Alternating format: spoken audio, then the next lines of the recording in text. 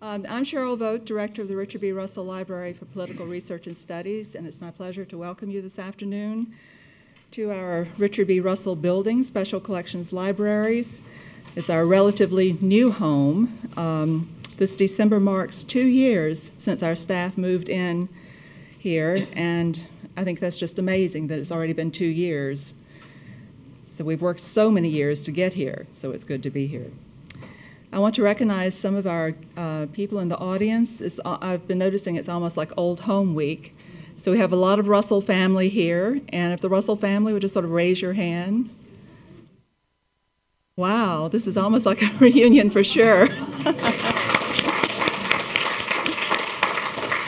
I know we have some members of the Board of Regents here, and our chairman, Mr. Neesmith. And also, Russell Foundation is meeting here today, so we have a good number of the trustees here, if you'd like to raise your hand also. Yeah. After this event, everyone's invited to a reception and a book signing immediately afterwards, and there will also be a vault tour of the building. For those of you who have not visited our vault before, I really encourage you to do so. It's a highlight of any tour. Not every tour goes to the vault. So this is special that we're running one this afternoon. There's also going to be a docent-led tour of the gallery space that will begin about the same time, and you are welcome to join that, or you're welcome to just tour on your own if you would like to do that. We should have some staff around in the galleries to answer questions, but if not, you can look for Russell staff. They should be around somewhere, and you can talk with them. Today's program is one of a series of presentations celebrating Charles Campbell's recently published autobiography, Senator Richard B. Russell and My Career as a Trial Lawyer. The Russell Library staff and I are very happy to host this event. It was here that Charles conducted a good amount of his research for the book, and we always welcome seeing the fruit of such labor. We're grateful to the Richard B. Russell Foundation for the support that they give us. They support our work annually, including this event today. And we also thank the university libraries for numerous contributions they've made to this event. We very much appreciate your interest in coming, and we hope we'll see you at future events. Now I want to introduce you to Norman Underwood. He's the current chair of the Richard B. Russell Foundation, and he is also senior counsel at Troutman Sanders in Atlanta.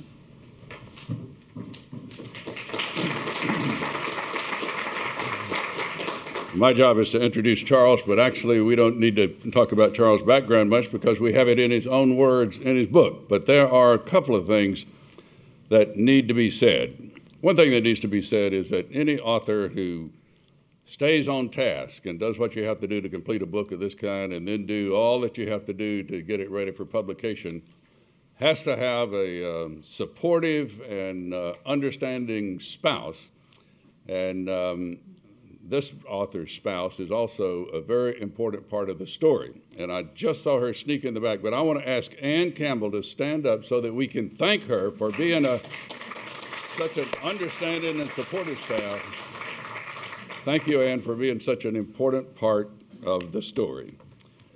In Senator Russell's final years, his prestige, his power in Washington, his influence in the Senate, were at a high level that not many people ever have equaled in the history of the Senate. But in the last of those years, he had to deal increasingly with health challenges. He had to marshal his energy and stamina, and he had to have the very best staff work, and he did have it. For the final 3 of those years, Charles Campbell had the position that's called in those years the AA, Administrative Assistant, the leader of the staff. He was very young. It's kind of hard to imagine this now, but during much of the years that he was working for Senator Russell, first as a beginning staffer and then as executive secretary and then as AA, he was also going to law school at Georgetown, having gone to undergraduate school here.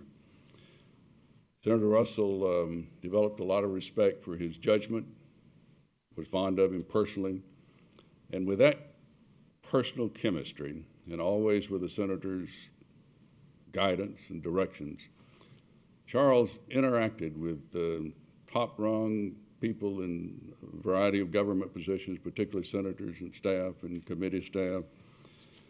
And that work and the way that Charles did it made it possible for Senator Russell to stay involved in Senate business and to use his experience on behalf of the country literally till the final hours of his life.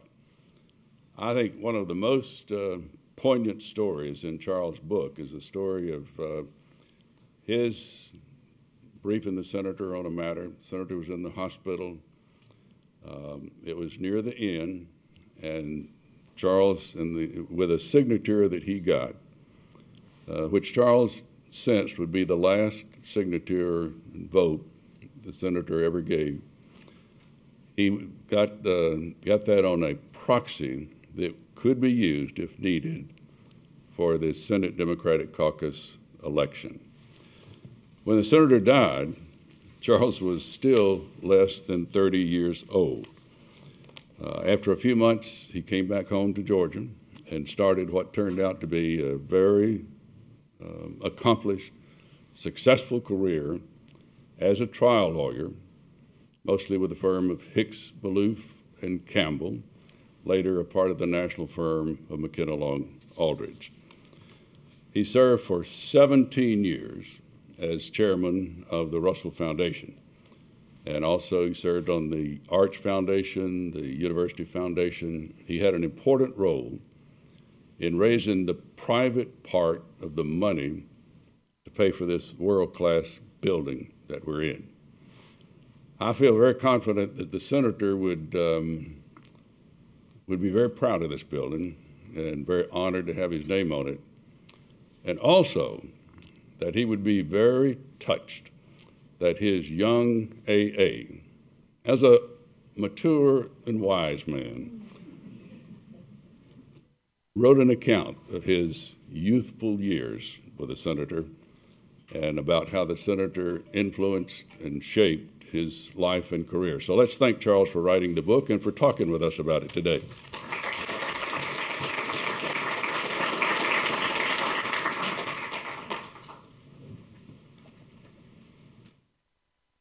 Well, thank you, Norman, for those generous words. And thank Cheryl Vogt, who's done such a magnificent job now for over 30 years as the head of this library. Both of them are doing important work to help preserve the legacy of Senator Richard B. Russell. And I also want to thank each of you for being here and for your interest in my book. Anticipating that this audience would not be terribly interested in the day-to-day life of a trial lawyer, which is focused on in the second half of my book, I'm going to instead talk about a subject that you probably will be more interested in, the career of Senator Richard Russell. Russell enjoyed a dream political career. He ran for office in Georgia 13 separate times, and he never came close to being defeated. It is no exaggeration to say that he was the most popular politician probably in Georgia history. He served 50 consecutive years in public office. He was elected Speaker of the Georgia House of Representatives before he was 30 years old. In 1931, he was elected as the youngest governor in the history of the state of Georgia then or now. And in 1933, when he was sworn in as a United States Senator, he was the youngest senator in the nation. He served in the Senate for 38 years, becoming the first person to serve more than half their life in that body. At the time he died in 1971, he was chairman of the Appropriations Committee, the most powerful committee in the Senate, and he was president pro tempore of the Senate, third in line of succession to the presidency.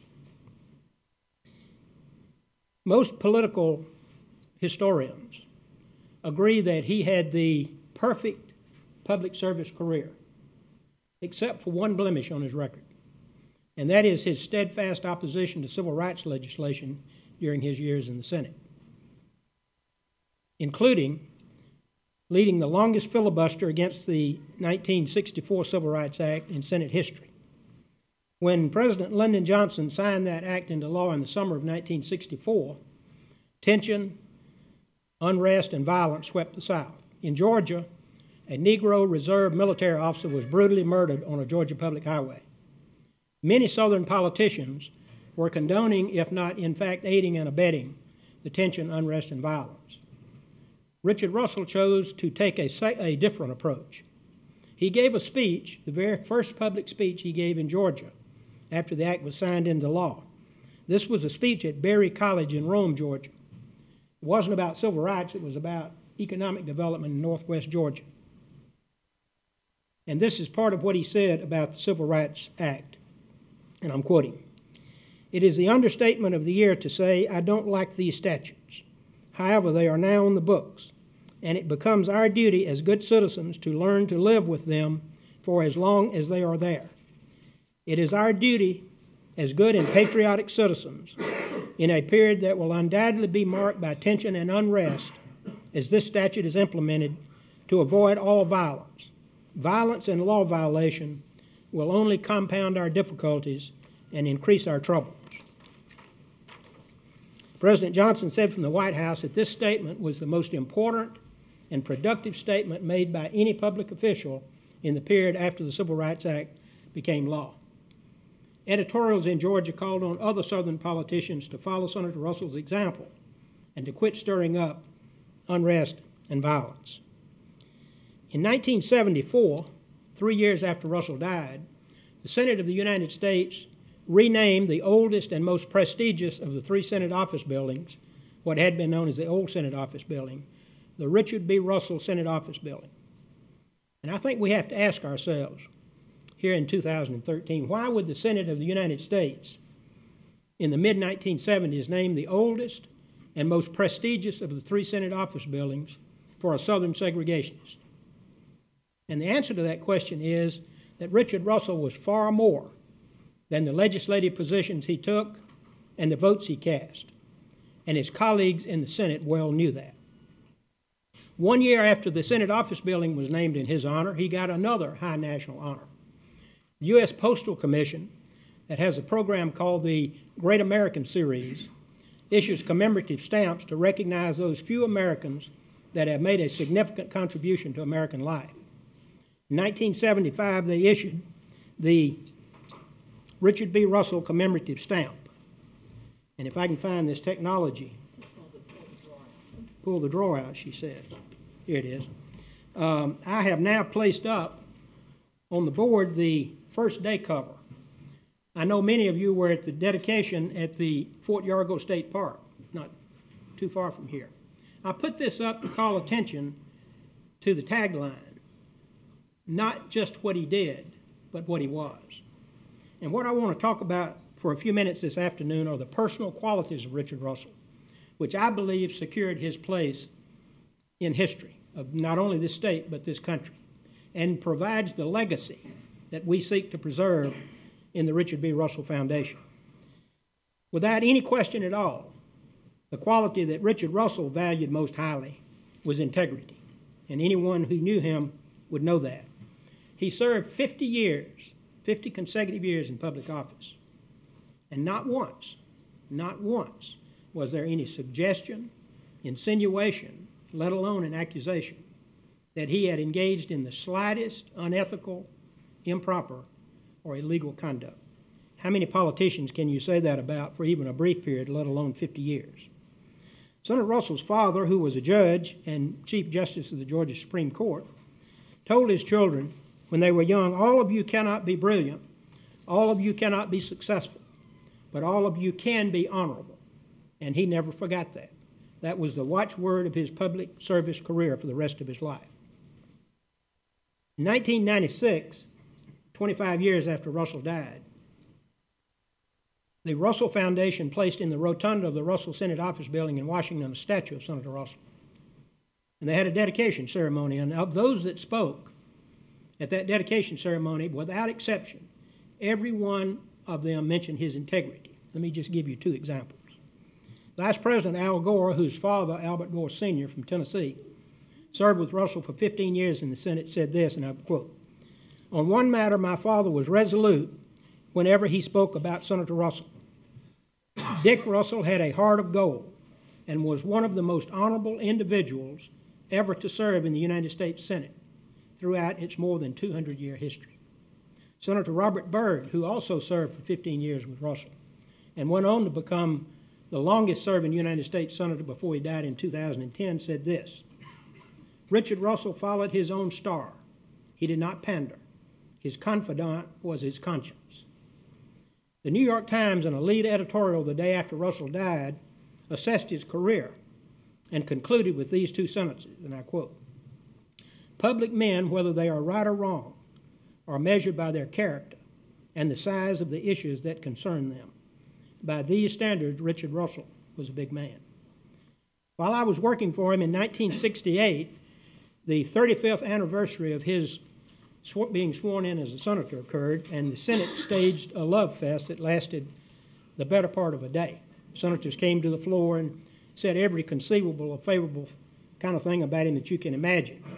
When it came Senator Russell's time to respond, he was very brief, but he concluded with these two sentences, which kind of tells you what he thought was important. And I quote, "When my time is done here, I hope it will at least be possible to say of me that I was an honorable man. I cannot think of anything that could be said that would please me more," end quote. A second quality of Senator Russell that was important in his career was staunch independence. Some people would say orneriness. He detested to be controlled, or even influenced for that matter. When he was elected Speaker of the House of Representatives in Atlanta, there was a custom at that time that the lobbyists representing the special interest groups would get together and they would decide which members of the House should be appointed by the new Speaker to certain committees and who should serve as chair of those committees, and they'd give the list to the new Speaker, and he was expected to make those appointments. When the list was given to Senator Russell, he said, "I'm not going to look at your list, because if I've already decided to appoint one of those men to one of these committees, I wouldn't do it after reading your list. So you see, you're better off if I don't read your list." He took that kind of independence to Washington and exhibited it throughout his career. Senator Russell paid a price for his independence, but it was a price he was willing to pay. In 1952, when he was a serious candidate for the Democratic presidential nomination, many people felt he was the best qualified candidate, including President Truman. He was told in the lead-up to the Democratic National Convention that if he would change his position on civil rights and a few labor issues, he might very well get the nomination. He refused, saying, "If I did that, it would be viewed for exactly what it would be, political hypocrisy." He was asked on several occasions by his colleagues, Democratic colleagues in the Senate, to become the Senate Democratic leader, but he declined in each instance because he said, "I cannot agree in advance to support the program of any president." And his independence of voting was the single thing that was the most important to him, I believe, in his Senate career. He served with 6 presidents, every president from Franklin Roosevelt to Richard Nixon. By the way, Nixon referred to him as a president senator at the time of his death. The 2 presidents that he was probably closest to personally were Franklin Roosevelt and Lyndon Johnson. This is a picture taken in 1932 of Governor Franklin D. Roosevelt of New York and Governor Richard B. Russell of Georgia. When Roosevelt was campaigning for his first term as president and Russell was campaigning for his first term as senator, Russell made a nominating speech for Roosevelt at the 1932 Democratic National Convention. They had become friends while they served as governor of their respective states and on Roosevelt's frequent visits to Warm Springs, Georgia, for treatment of his polio. They arrived in Washington at exactly the same time in early 1933, and Russell became one of the most consistent and strongest supporters of the New Deal, not only during the famous 100 days, but throughout the early years of the New Deal. He was known as someone who had the president's ear. But he did not let his friendship with Franklin Roosevelt interfere with his judgment of what was in the interest of the country. The first example of friction between the two came in regard to Roosevelt's court-packing plan.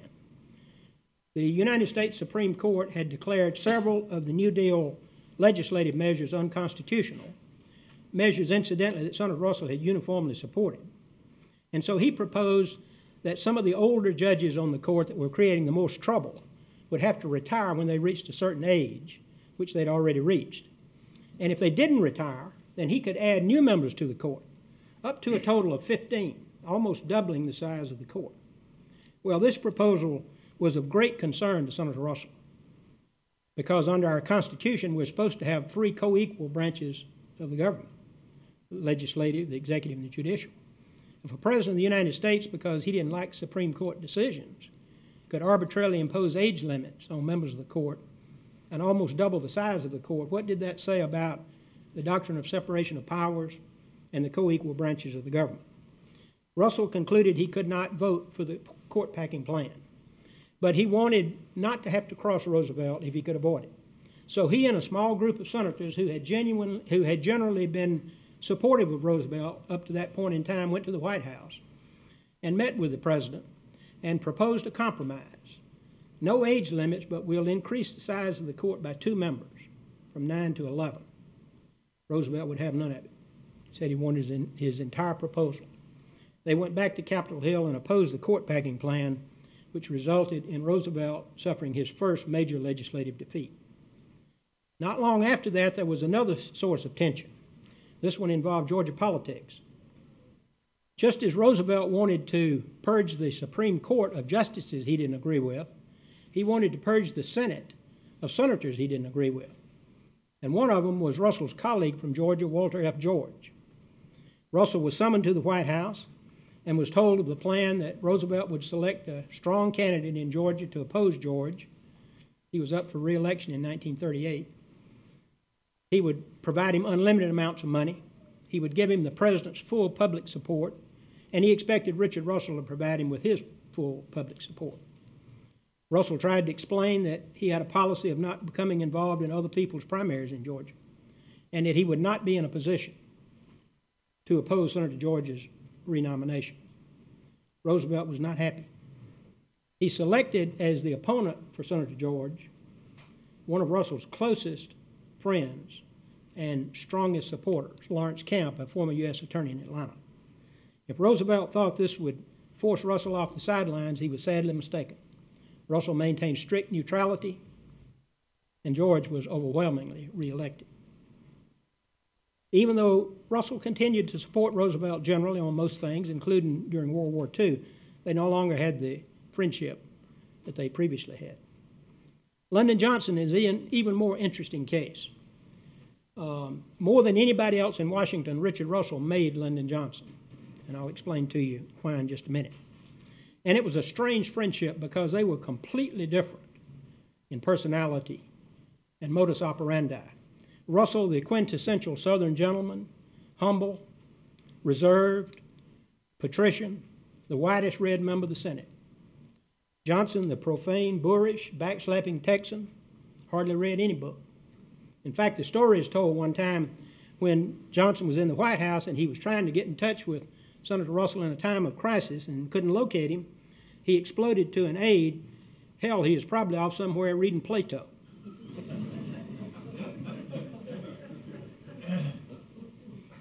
The friendship happened because Lyndon Johnson made it happen. He came to the Senate in 1948 under less than auspicious circumstances. His election to the Senate in Texas was so narrow, less than 100 votes, and the allegations of voter fraud were so widespread that he was derisively referred to in Washington as Landslide Lyndon. When he got to the Senate, one of the first things he did was to meet with Bobby Baker, a well-known Democratic aide who knew the Senate as well as anyone. And Johnson said, now what should I do to get off to a good start in the Senate? And Baker said, try to figure out some way to be friends with Richard Russell. And that's what Johnson set out to do. He said years later in an interview that he knew the only way he could be friends with Senator Russell was to get on his Armed Services Committee. Otherwise, they'd be nothing more than passing acquaintances. Well, even though that was a hard thing to do as a freshman senator, he got on it, and he made the best of it. It wasn't long before he discovered that Russell worked later into the ninth than any other senator. So he started being sure that the one senator that would be there when Russell left every night was Lyndon Johnson. Soon he was inviting Russell to go to his home and have dinner with his family. Russell had no family at home in Washington because he was a bachelor. Well, at first Russell declined, but Johnson insisted, saying you have to eat somewhere, and my wife, Lady Bird, likes to make Southern foods of the kind you like.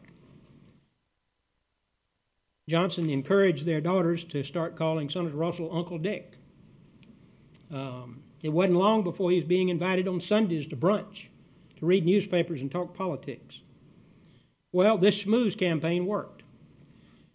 When the Armed Services Committee created a preparedness investigating subcommittee, Russell appointed Johnson chairman, which gave him his first exposure in the Senate and in the media. And then about a year later, the assistant Democratic leader in the Senate left the Senate. I believe he retired. And Johnson expressed to Russell his interest in being appointed to the position. Now, he's a freshman senator. It's almost unheard of, be named to the leadership as a freshman senator, but Russell quietly behind the scenes saw to it that Johnson got the post. And then, 2 years later, still in his first term, the Democratic leader was defeated in his bid for re-election. Russell's colleagues urged him to become the Democratic leader, but he declined. Instead, he supported Johnson. And with Russell giving the nominating speech at the caucus, Johnson was easily elected. He was on his way to becoming the most powerful majority leader in Senate history. One of the first things he did after he became Democratic leader was to insist that Senator Russell locate his seat from the third row from the rear of the chamber to the second row immediately behind the Democratic leader's seat. Russell knew the Senate rules better than anybody, and Johnson wanted him nearby for assistance. Well, they got along just fantastic. He never tried to control Russell or influence him, the utmost deference. That is, until he got into the White House after President Kennedy was assassinated.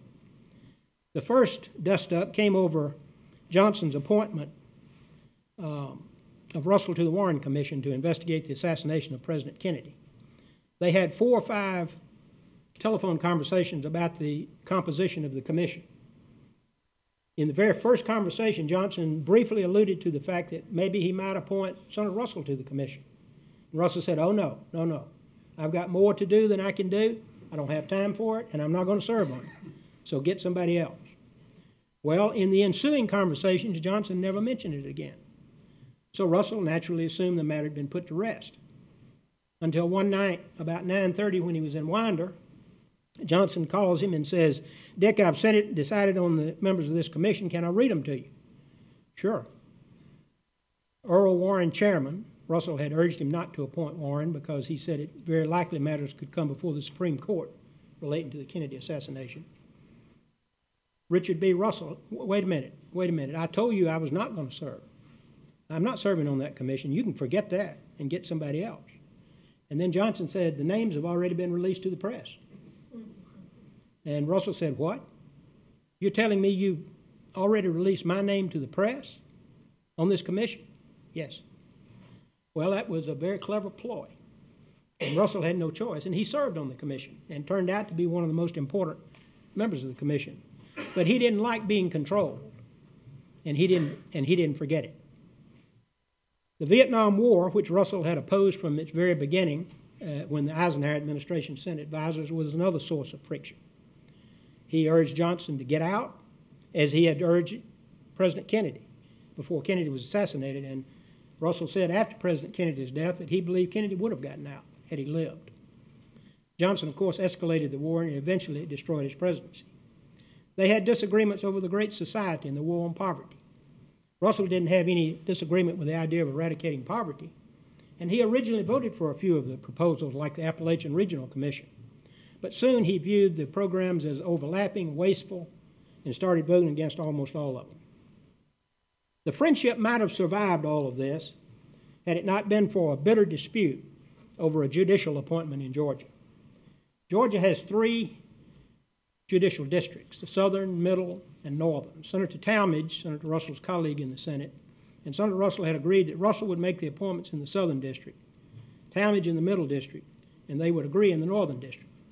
Well, in late 1967, Frank Scarlett, the longtime district court judge in Brunswick, died and created a vacancy in the southern district. Initially, Senator Russell recommended Mac Barnes, a lawyer in Waycross, but he died of cancer before he could be confirmed. Then Russell recommended Alexander Lawrence, a prominent lawyer in Savannah. Lawrence was a former president of the Georgia Historical Society, but when the Supreme Court issued its 1954 desegregation decision, Lawrence had made a speech to a civic club in Savannah which he severely chastised the court.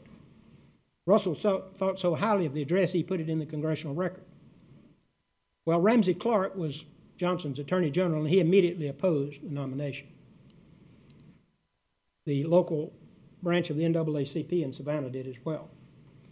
Russell had several meetings with Johnson about the Lawrence nomination, and Johnson assured him repeatedly that he was going to send it to the Senate and overrule his attorney general. But nothing happened, and time dragged on. During this period, Chief Justice Earl Warren announced that he was retiring from the court, and Johnson nominated Abe Fortas, Justice Abe Fortas, to be Chief Justice, and a judge from Texas to be the new Associate Justice. Apparently, during their conversations about the Lawrence nomination, Russell had told him that the Southern senators wouldn't filibuster Fortas' nomination, although they reserved the right to vote against him because they thought he was too liberal. Unknown to Johnson, Russell had a confidential informant at the FBI. Cartha Deke DeLoach, who was originally from Claxton, Georgia, was one of the top lieutenants behind J. Edgar Hoover. He also happened to be the point man on the FBI investigation into Alec Lawrence's background. And he had several telephone conversations with Senator Russell about the Lawrence matter. We know this because Cheryl has custody in the Russell Library here of Senator Russell's handwritten notes of those conversations. So there can't be any doubt about what Senator Russell was told, at least as he understood it. On June the 18th, DeLoach told him, according to Russell's notes, that Attorney General Ramsey Clark was not cooperating with the investigation and this was stalling it. On July the 2nd, according to Russell's notes, he told him that they were trying to figure out a way to swap off the Supreme Court nominations in exchange for the Lawrence nomination. Russell thought about it, and the more he thought about it, the madder he got.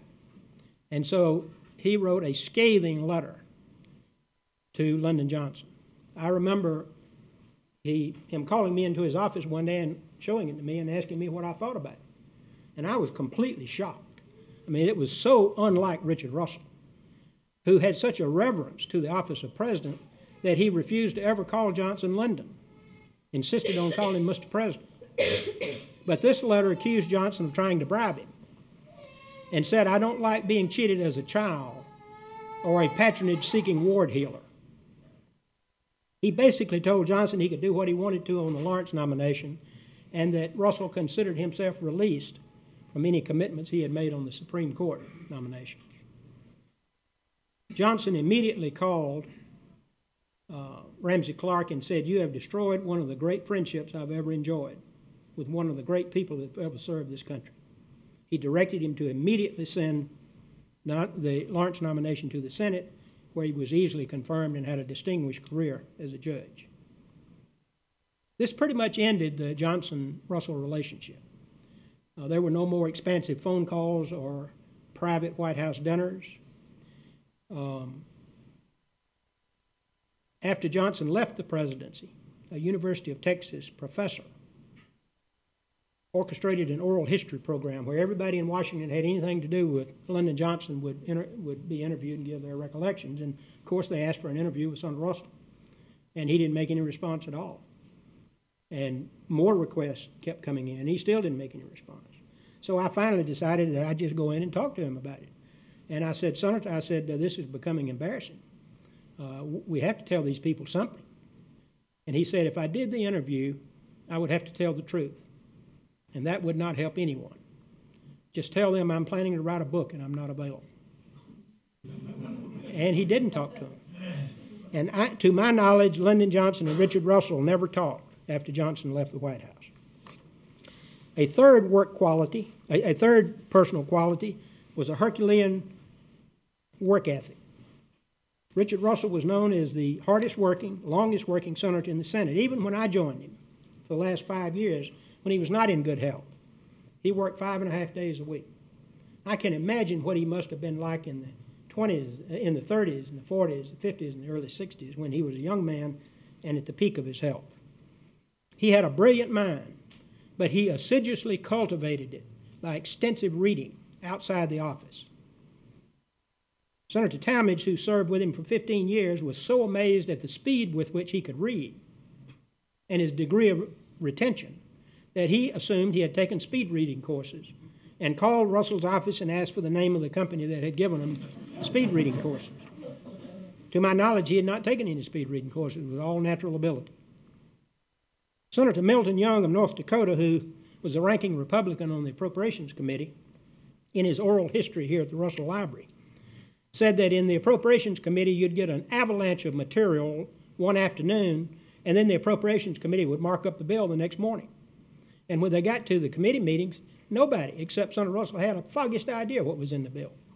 Because he said, if I'd have stayed up all night, literally all night, I couldn't have even read half that material. But some way or another, Russell had mastered it. Probably 1964 was his hardest working year. That was the year he was leading the filibuster against the 1964 Civil Rights Act, was serving on the Warren Commission, was chairman of the Armed Services Committee and the Defense Appropriations Subcommittee at the height of the Vietnam War. Many nights during that period, he never went back to his apartment, opting to sleep on a couch for a couple of hours in his office so he could work through the night. His work habits were well known to senators. A good example of Senator is President Kennedy. He served, of course, in the Senate with Senator Russell, and they had a close friendship primarily because they were both so interested in the Civil War. And they would have debates and discussions, sometimes lengthy ones. Well, Senator Edward Kennedy, President Kennedy's brother, just a year or so before he died, published a book on his career called True Compass. And in that book, he tells a story that happened one year when his brother was the president.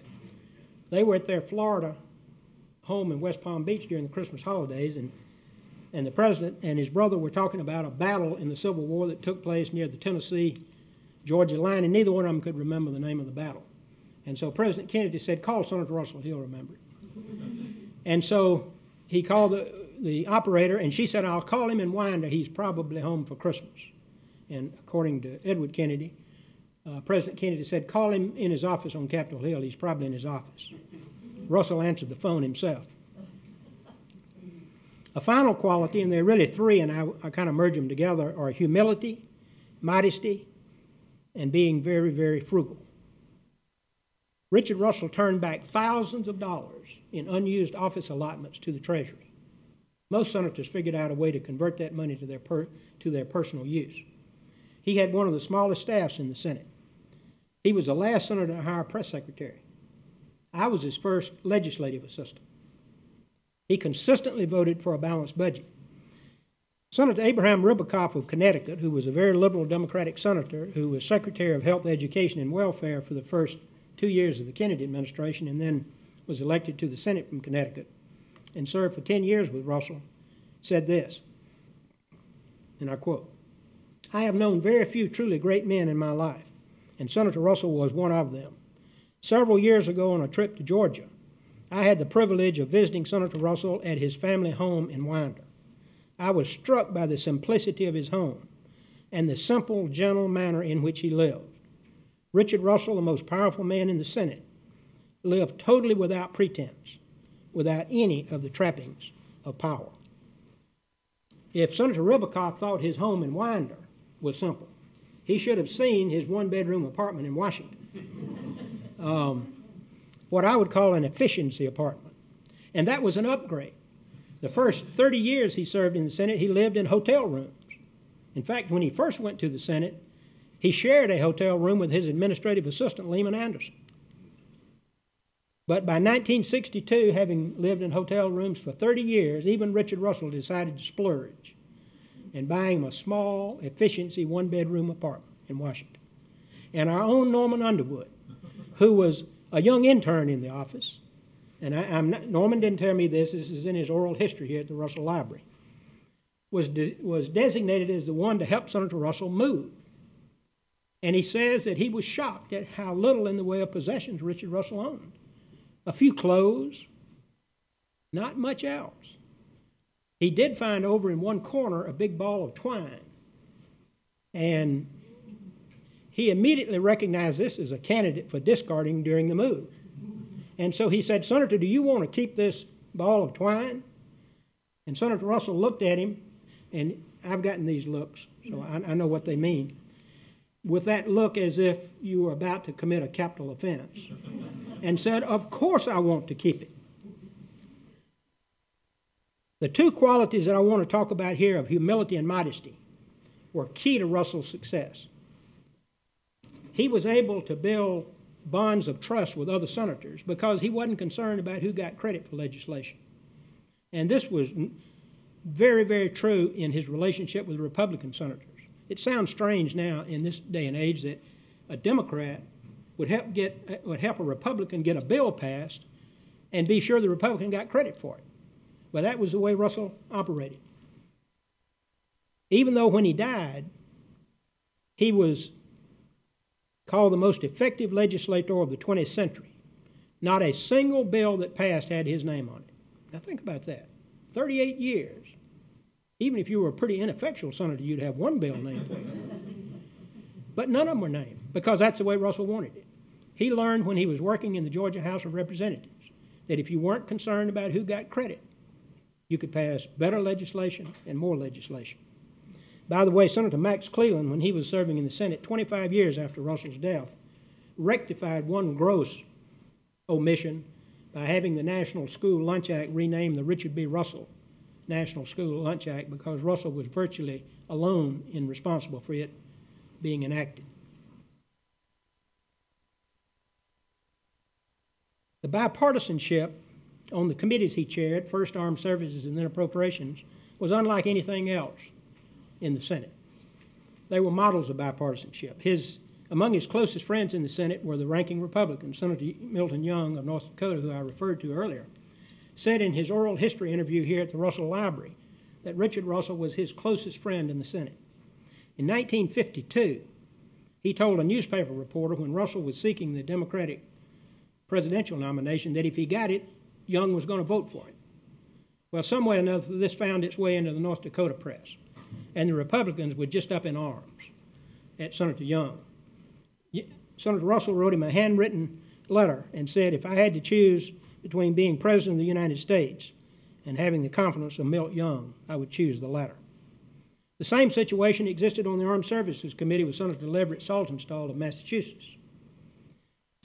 And Russell's bipartisanship, this is what's so lost sight of today. His bipartisanship was a big secret to his success in the Senate for many, many years. I'll give you one example. In 1951, President Truman fired Army General Douglas MacArthur from his command in Korea for insubordination. MacArthur was a big national hero from World War II, and it created a huge furor. People called for Truman's impeachment, called for MacArthur to run for president against him. The Senate decided it had to investigate, and they appointed a committee of senior members of the Foreign Relations and Armed Services Committee and asked Russell to be the chair. Russell was determined that it would be conducted on a nonpartisan basis. But there were Republicans in the Senate had different ideas because an opportunity like this to embarrass President Truman didn't come along every day. Well, in a series of procedural votes in the committee, Russell won, and it was conducted as a nonpartisan hearing. But the only reason he won was that he got the votes of Senator Saltonstall and a couple of other Republicans with whom he had built bonds of trust going back years. 60 years, and by the way, many people think that was Russell's high point in the Senate, his finest hour. 60 years after that, two professors wrote an article in the Atlanta newspaper. This is in 2011. And this is what they said, and I quote. The article was entitled, "MacArthur Hearings Reveal a Statesman." Russell performed an enormously valuable service to the nation. He exercised tact and presence in reducing the temperature on Capitol Hill. He helped to build bridges between the two parties.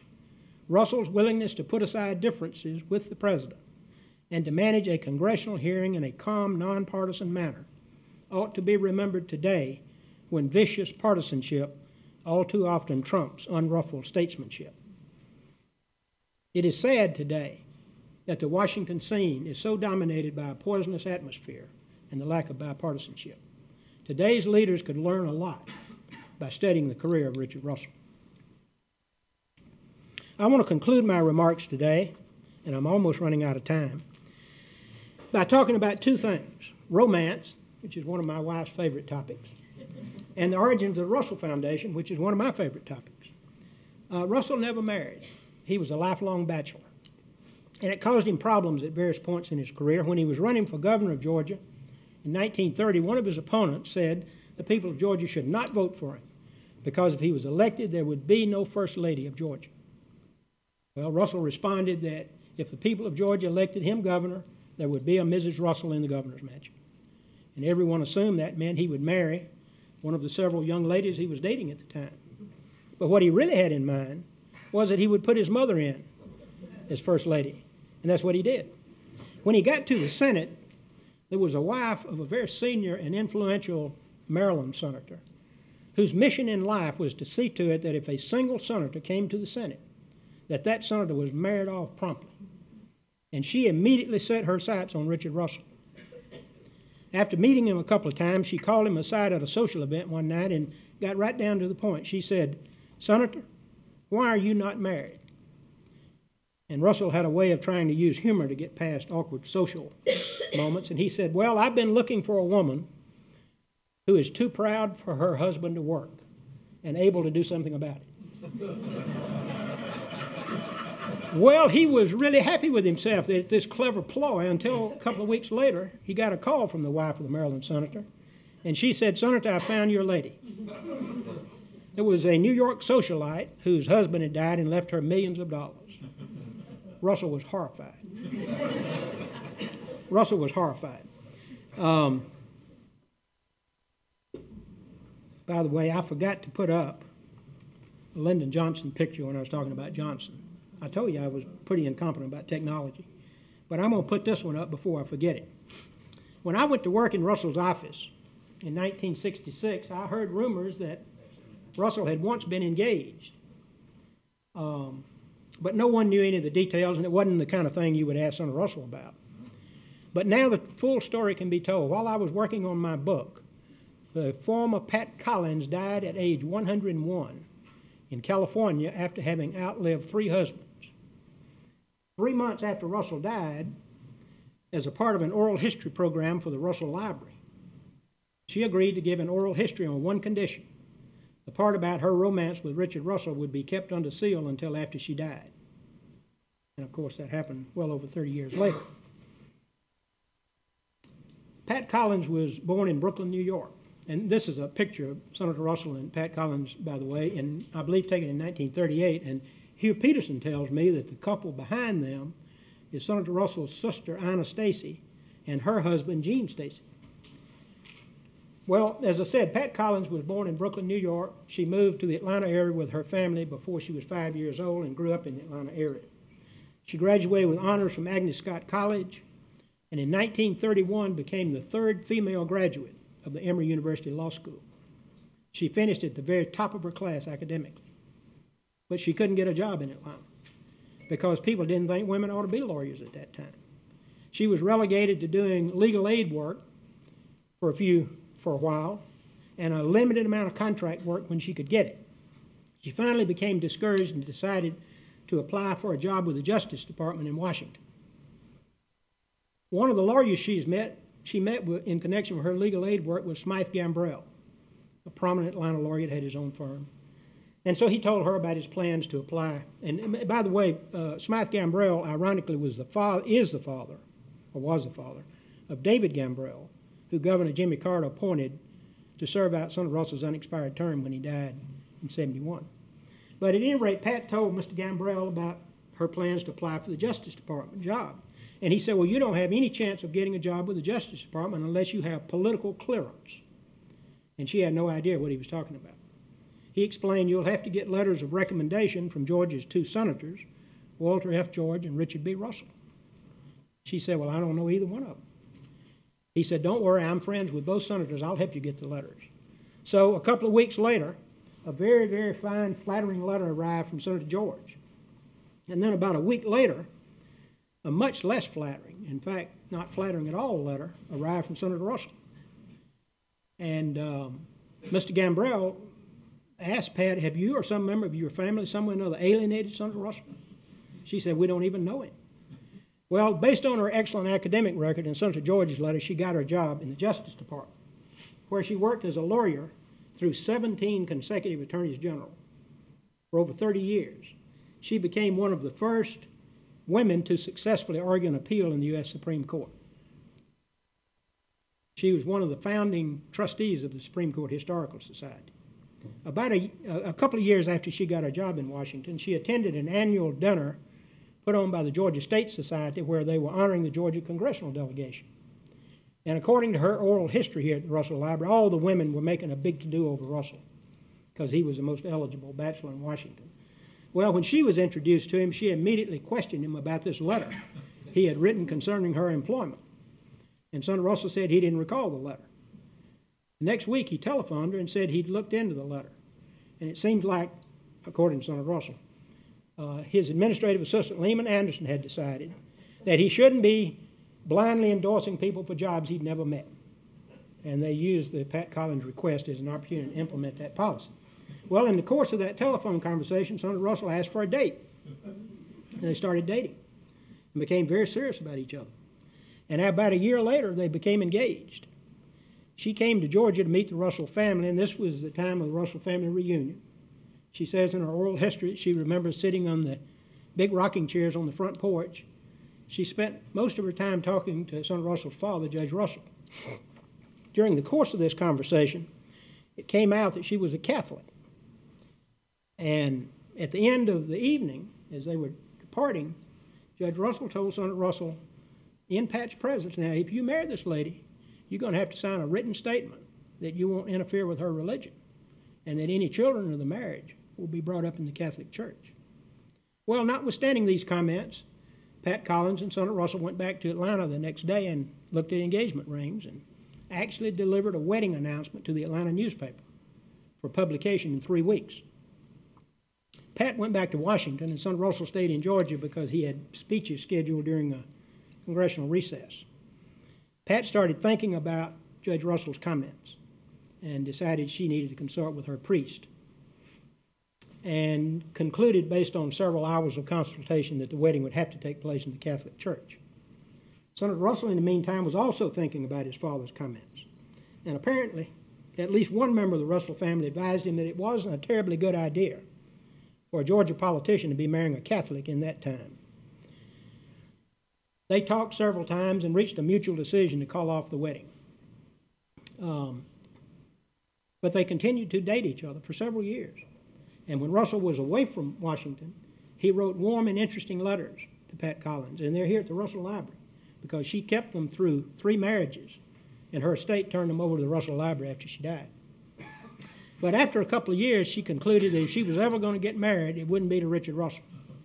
So she started dating other people, and she met and became engaged to a fellow employee at the Department of Justice. When Russell got the wedding invitation, the wedding announcement invitation, and it's here in the files at the Russell Library, Russell wrote on it in his own handwriting, "My only regret." And something happened when I was working for him that made me think at the end of his life he still felt the same way. When I became his administrative assistant in 1968, and by the way, that was because Bill Jordan left to go to the staff of the Appropriations Committee, I found going to law school 5 nights a week and the increased duties in Russell's office to be a daunting task. So I went in one day and I said, "Senator," I said, "I'm thinking about dropping out of law school so I can devote my full attention to my duties in your office." And he said, you stay in law school, you get your law degree, and you get married. So I think he felt at the end of his life that he had made a mistake. Now I want to talk a little bit about the Russell Foundation. In 1969, and I've got just a few minutes left, but in 1969, Senator Russell's doctors diagnosed a malignant tumor in one of his lungs. He had cobalt radiation treatments, and it eradicated the tumor, but it came at a heavy price. He already had chronic emphysema, which compromised his respiratory capacity, and these treatments did further damage. But it did have the effect of focusing him on what he would do with his papers after he died. Several years earlier, Dr. O.C. Adderhole, the president of the University of Georgia, had suggested that Russell leave them to the UGA library. And Russell was inclined to do so, but he worried about his papers being buried in a large university library. His main concern was that they be readily available for students, scholars, and researchers. Well, he apparently mentioned this to his good friend, Judge William L. Norton, Jr. of Gainesville, who he first met in 1938. And Judge Norton took it upon himself to do a study of former senators and former presidents and what they'd done about their libraries and their papers. And he found that in almost every instance, an independent foundation had been set up. So he drew up a proposal, and he came over to Winder one weekend when Senator Russell was in Winder. And by the way, not only he came, but his wife Adelaide, who's here today. And Adelaide worked in Senator Russell's 1952 presidential campaign at the Russell for President headquarters in Chicago. Their daughter, their son, Bill Norton III, who of course now is a Russell Foundation trustee. I remember Senator Russell coming back from his meeting with Judge Norton the next week and being very enthusiastic about the idea of this foundation. He thought about it for about another week. I believe he talked to Senator Talmadge about it, and he agreed to establish it on two conditions. Number one, no money could be raised while he was still in the Senate. Now, doesn't that sound just like Richard Russell? And secondly, that Senator Talmadge agree to be the first chair of the foundation. Both those conditions were met. Senator Talmadge almost single-handedly raised the money that was necessary for the Russell Foundation to do its work. And I can say that it is no exaggeration that if it had not been for Judge Norton, I don't think there'd be a Russell Foundation. And if it had not been for Senator Talmadge, I don't think it would have had the resources to do what it's done in the past and is doing today, including its contribution of $3 million toward the construction of this building. Senator Russell was intimately involved in selecting the first board of trustees of the Russell Library, and he wanted a diverse board. He wanted young people represented. He wanted women represented. He wanted African Americans represented. He wanted the business community, the legal community, and the academic community, and all of those were represented in the initial board. The only trustee still living that was an original trustee today is Judge Norton, who, as many of you know, suffered a serious stroke several years ago. Jesse Hill, the prominent Atlanta civil rights leader and businessman, died last December. He was an original trustee. And Hugh Peterson, Senator Russell's nephew and co-executive of his estate, was added as a trustee very soon after the initial board was put together. And of course, Hugh's with us today. I think if Senator Russell could come back today, he would be very, very proud of what has been done in his name through the Russell Foundation. And he would be very proud about the way Judge Norton's idea for an independent foundation has been brought to fruition. But the thing he'd probably be the proudest of is the Russell Library, because he had pretty modest ambitions for the Russell Library. It was just going to be a repository for his papers. But now there are over 300 collections, and scholars, students, and teachers, not only do they have access to it, but it's in this wonderful building that bears his name. So I think we can all be happy about what the Russell Foundation has done. We're going to have a book signing event, but it's going to be an unusual one in that the author is not going to be there. I'm going to be in a meeting of the Russell trustees, which I've already delayed too long by my excessive talking. But my wife, Ann, I've already signed all the books that are out here. My wife Ann is going to do inscriptions for those of you who want them. And I can tell you her handwriting on a bad day is better than mine on a good day. So you might actually be able to read the inscription. In conclusion, I want to thank each of you for being here today and thank you for your interest in my book.